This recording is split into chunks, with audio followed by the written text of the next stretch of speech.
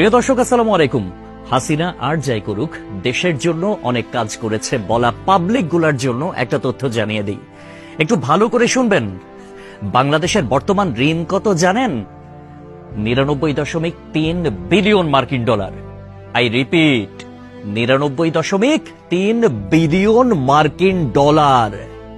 আর গত বছরে পাচার হয়েছে কত জানেন? 94 বিলিয়ন মার্কিন ডলার। হিসাব করে দেখলাম, তিনি যেই টাকা পাচার করেছেন সেই টাকা দিয়ে মাত্র 697টা মেট্রো রেল, 397টা স্যাটেলাইট আর 36টা পদ্মা সেতু বানানো যেত।